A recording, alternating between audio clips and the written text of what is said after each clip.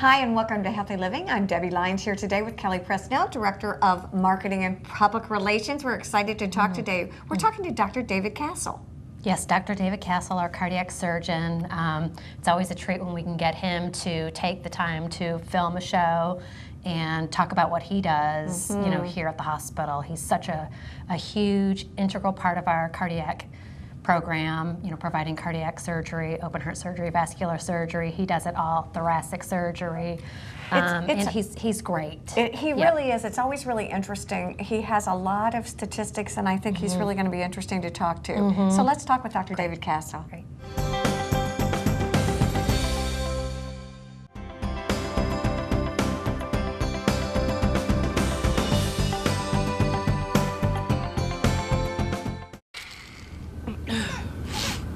Dr. Joyner. Dr. Joyner, When you're sick and need to go to the ER, it's no fun to wait. There is a smarter way. Check in online at HiltonHeadRegional.com and skip the ER waiting room. Hilton Head Hospital, the smarter way to ER. Pain. It can be different things for different people. A shoulder that takes you out of the game. A knee that stops you in your tracks. Ready to return to a better you? Hilton Head Hospital is here, right in the Low Country, to help heal what hurts. From diagnosis to treatment to full recovery, our fellowship-trained orthopedic specialists are committed to getting you back to your best. Hilton Head Hospital. Extraordinary care right here at home.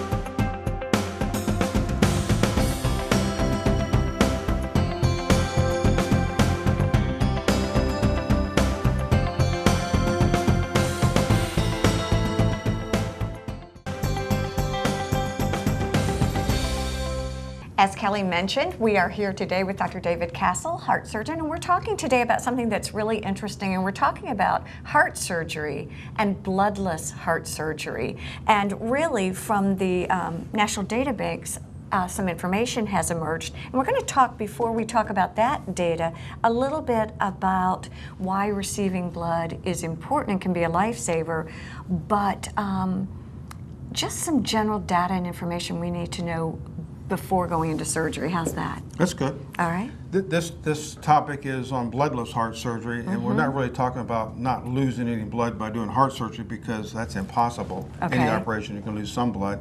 What we're really talking about is blood conservation with operations, especially heart surgery. Receiving a unit of blood can be a life-saving event, but most transfusions that are given in this country today are given without even a second thought. And that's where some of the concern is coming in. Is it really all that necessary? Is heart surgery in and of itself a place where oftentimes transfusions were necessary or used? Well, sure. Blood is very important.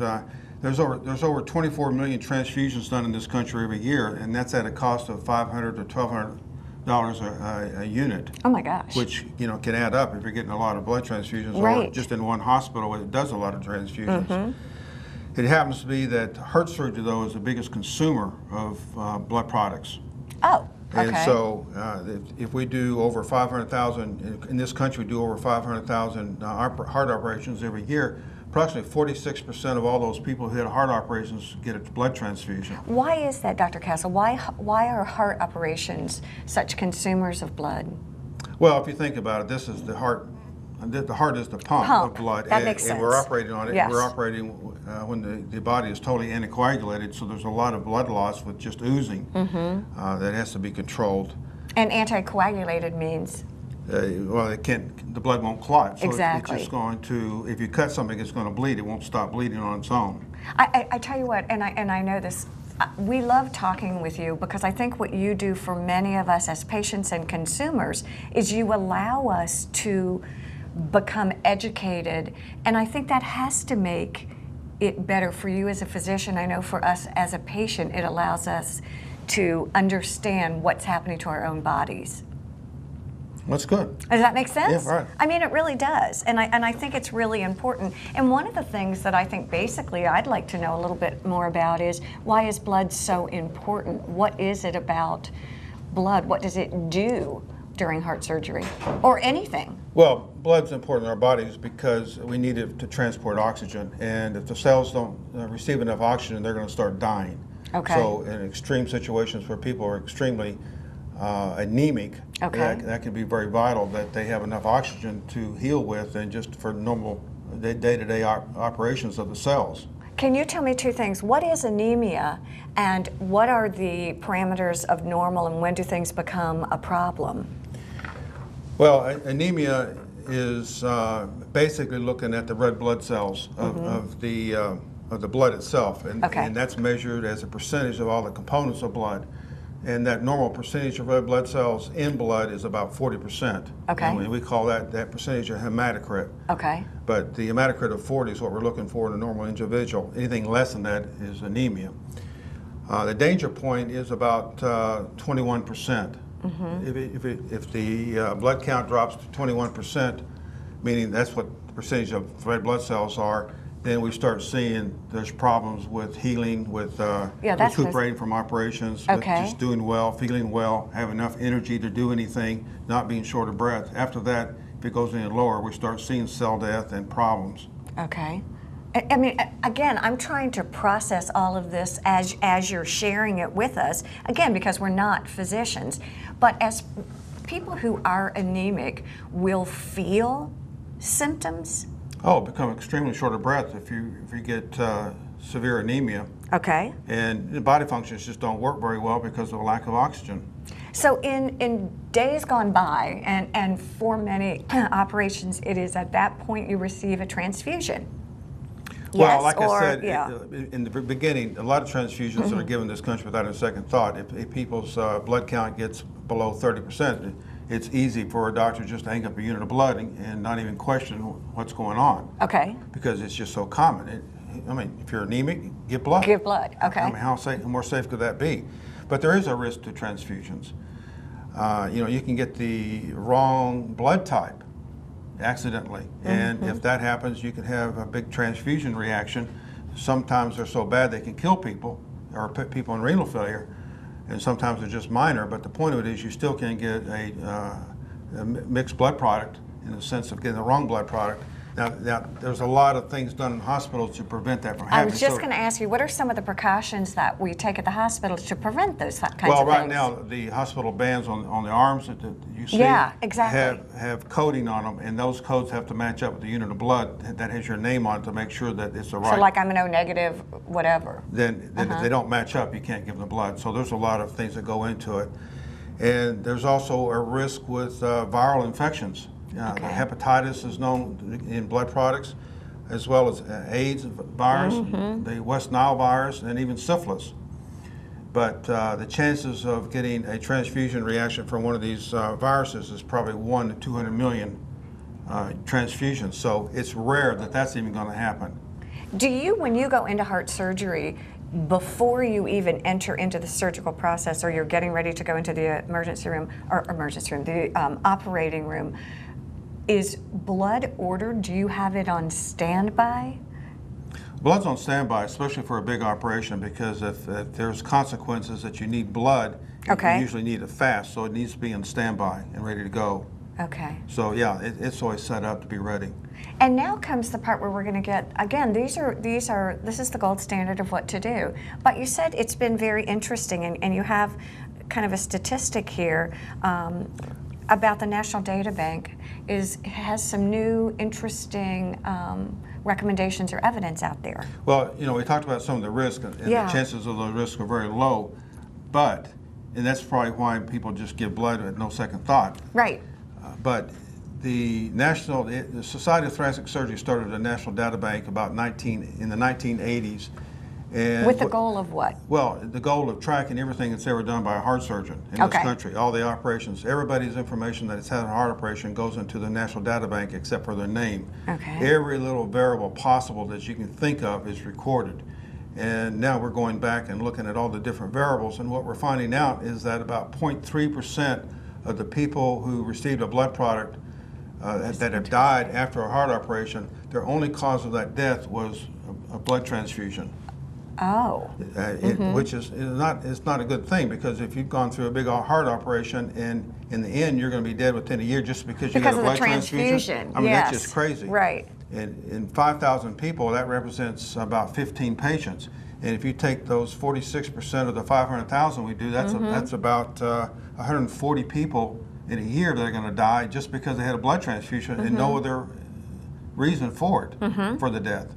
Oh, you don't really think about it in terms like that. Well, nobody did until this data bank started looking into these different variables of why people were particularly dead after a year after an operation. Okay. When you find out that 140 of them have died just because of a blood transfusion, you know, the light bulbs go off at that. Are we doing the right thing? Is there a statistical breakdown of during that transfusion if it's wrong typing, or if it's viral, or if it's bacterial, or do they actually know what part of the transfusion was the problem, or it's really No, it's just related to receiving the blood. And then what were other ways or other things that the data bank discovered? Well, there's also a risk of pneumonia.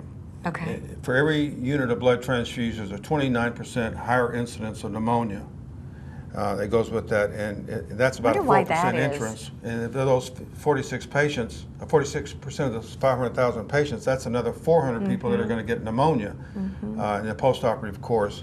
And they also found that different organ failures are related to the blood transfusions also, that keep people in the hospital longer after an operation, so their length of stay is longer just to recover from these injuries that blood has been given them. And the why? It turns out that it's the donor leukocytes. The leukocytes are the white blood cells in blood that gobble up any kind of infections or pathogens and that type of thing, or foreign bodies that might occur. It's kind of like the Pac-Man. Yeah, exactly. Going after these varmints. But anyway, these white cells are harboring these pathogens, and so at the time that the blood was being removed from the donor, here's these pathogens that may or may not be completely digested, and now they go into the recipient as a particular pathogen. It's fascinating, isn't it? I mean, and it's also found out that receiving somebody else's blood also suppresses the recipient's immune system. Natural immune system. And why is that so important? Well, we need to fight infections, so it makes us more vulnerable to infections and having side effects that might be harmful. And there's also, we found out, or at least they found out, that the white blood cells are competing with the red blood cells for the glucose or the sugar that's in the stored blood that keeps these cells alive for a while, the energy source. Exactly. And if they're competing with the white cells and they're dying, then what's the point of giving a unit of blood if you got dead RBCs in it that are supposed to be there to deliver the oxygen, which is the point of giving the blood in the first place? As a thoracic surgeon and a heart surgeon, when you read data like this and you look at the evidence in today's world, does it make you shift the way you begin to do your surgeries, or at least explore other options? Well, that's what we're going to talk about. This whole thing boils down to what are we going to do to prevent having to give blood products to a patient, or at least a heart operation patient. And that's what we're going to do. We're going to take a quick break here on Healthy Living. We're going to come back and talk to Dr. David Kastl. We're going to talk about bloodless heart surgery, why it's so important, and what the new data and evidence says about how to do these. Stay with us. We'll be right back.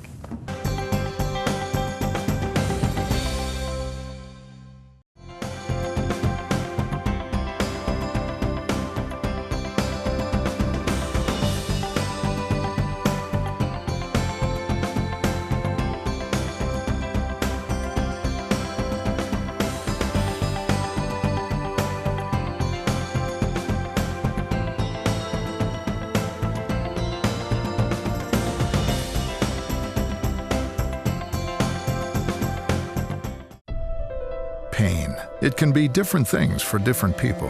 A shoulder that takes you out of the game. A knee that stops you in your tracks. Ready to return to a better you? Hilton Head Hospital is here, right in the Low Country, to help heal what hurts. From diagnosis to treatment to full recovery, our fellowship-trained orthopedic specialists are committed to getting you back to your best. Hilton Head Hospital. Extraordinary care right here at home. Hilton Head Regional Medical Center is located at 25 Hospital Center Boulevard. When traveling east on William Hilton Parkway, make a left-hand turn on Beach City Road, and the next left, Hospital Center Boulevard will be located just past the Hilton Head Library. Coastal Carolina Hospital is located on US 278 at Exit 8 on I-95. Telephone is 843-784-8000. On the web, www.coastalhospital.com. The vision for Hilton Head Spine Center is very clear. It's to provide world-class spine care to our patients. Physical therapists were there. They were there holding you up. It's nice. I just love working with all of these patients and their families and getting to know them and helping them on their journey. My life is definitely better, and I'm glad that I came here at Hilton Head Hospital.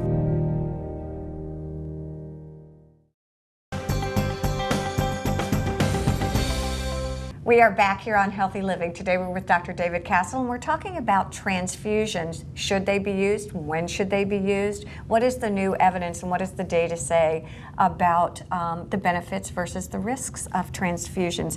And it was fascinating, even during the break, talking to you a little bit more about the new evidence that's emerged about transfusions and using them. I think one of the things we talked about is again, what does the evidence say about transfusions? Well, evidence-based medicine, which is research now, of trying to show if it's pretty beneficial to give blood, has shown that for a hematocrit above 24%, that there's no benefit at all receiving the blood. Okay. And if normal is 40, because that's what you taught me, right. Danger is 21, anything above 24, there's no benefit. Okay. You're not receiving any benefit, and if anything, you're facing the unwanted consequences of getting that blood for no reason.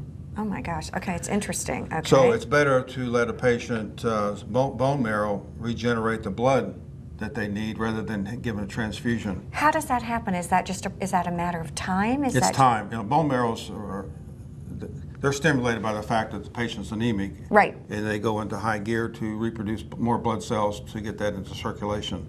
Do we have to watch the patient more closely as that regeneration, or is it just still as time is time? Just time. And I mean, you can check the blood count and periodically to see if it's working, and giving things like vitamin B12 and folic acid and things like that to help stimulate the bone marrow. And Dr. Kastl, when would a transfusion then be indicated?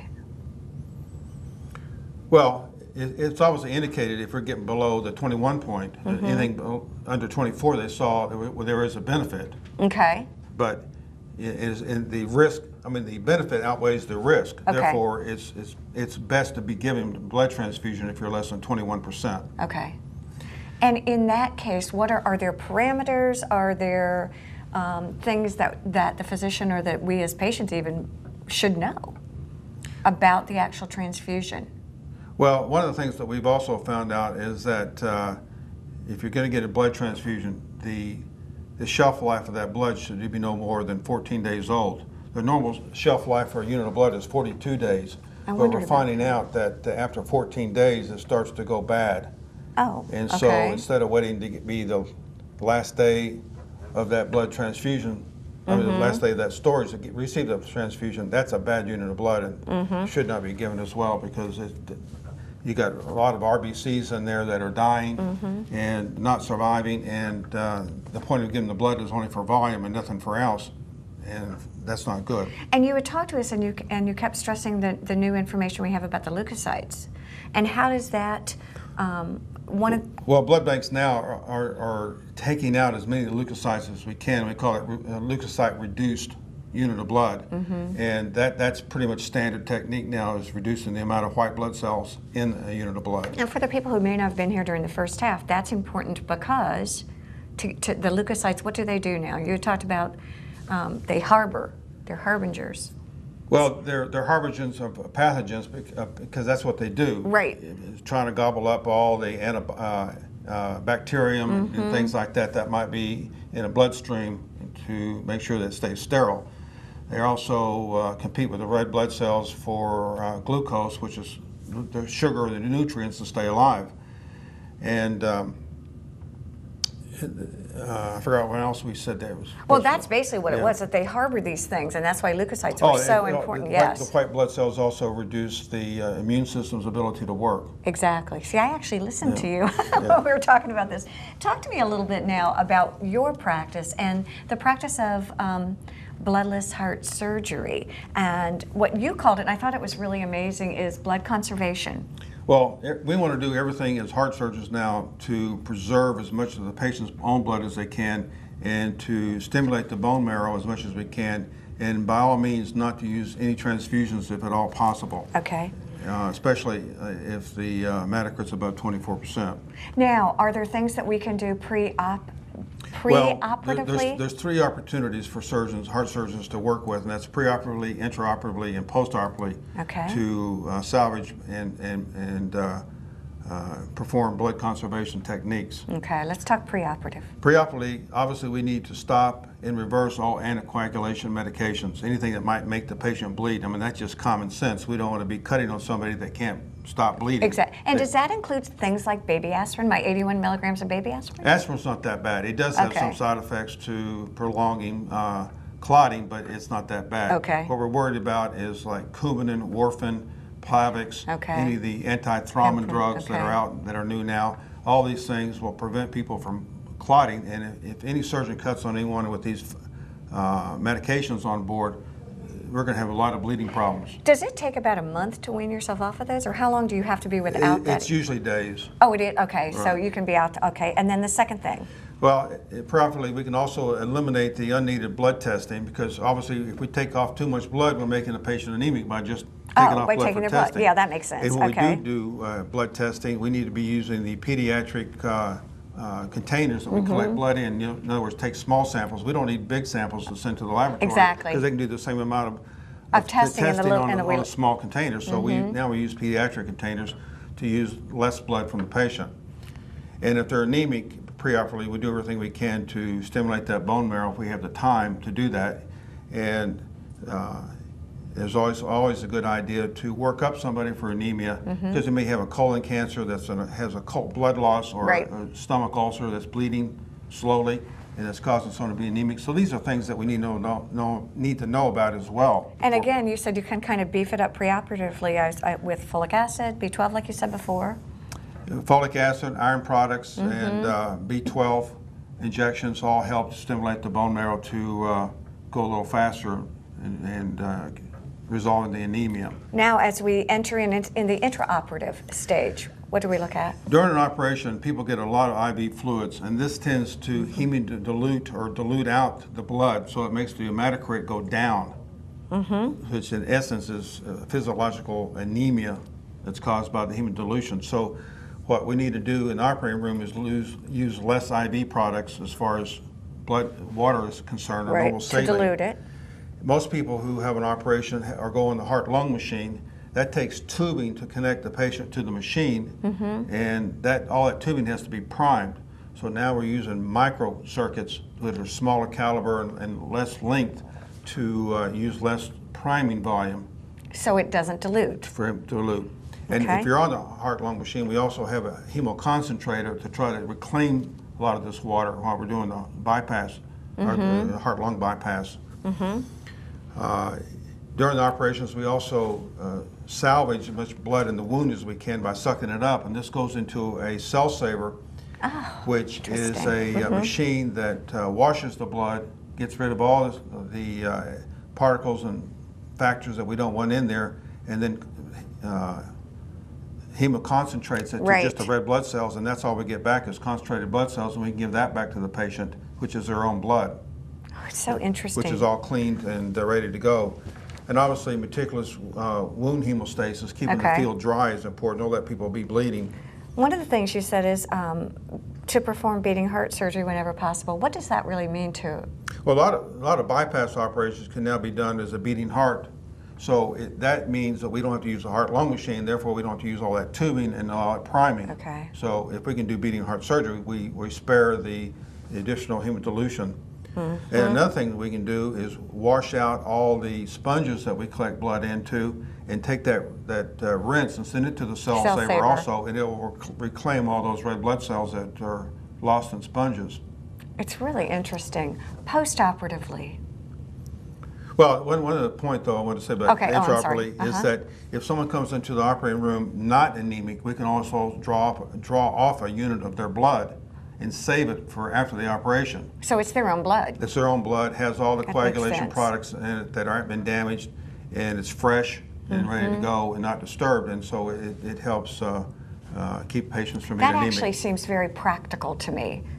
Now, we've only got a couple minutes left, but I do want to go over the post-operative blood conservation. Post-operatively, we need to also eliminate the unneeded blood testing as much as possible. Okay. And use the pediatric containers. Exactly. And reduce the sampling. A lot of blood is sampled in ICU through an IV line, but those IV lines have fluids in them, so if we sent down that portion of the blood from the IV line, then we're not going to get a true reading on what that blood test was for. So in the past, a lot of blood was just pulled off to get a clean sample, and then that was just lost. It was just thrown away. But now we have mechanisms that we can also just return it right back to them. So it takes off less blood out of the system that way. Really, again, in about the minute and a half that we have, can we talk a little bit about efficacy and outcomes? And I know you've got some pretty impressive data here, both from the Virginia Conservation Initiative and then also from the hospital. Well, the Virginia Conservation Initiative is that we're 17 hospitals in Virginia decided to look into what they could do with blood conservation. And they went back and studied the fact that they gave less blood, and they saw that there was 2% less complications with pneumonia, renal failure, and prolonged ventilation stays. And the mortality was 1% less. And of those 17 hospitals, they saved, just by not giving blood as much as possible, they saved $49 million, which per hospital, there was about $2.9 million over that period of time. At Hilton Head, we decided that we would start doing the same thing in 2011. Prior to that time, we were given approximately 2 units of blood per patient on average. In 2013, we looked at what we were doing. We saw that prior to that, we were spending about $180,000 in blood products for heart surgery. In 2013, it was $18,000. Oh my gosh! So I mean, that's statistically significant. Well, the savings is about $162,000, and per patient, that's about $1,200. And if you added up the less length of stay, because they were in the hospital less, there was another, say, $400,000. So we're talking about our overall savings in 2013 of about $570,000. And lives. And healthier patients. And healthier patients. Dr. Kastl, as always, I really appreciate you talking to us. Again, take the mystery out of some of these things that we don't know about, and we really should. Again, thank you. Thank you all for joining us here on Healthy Living. Have a great week.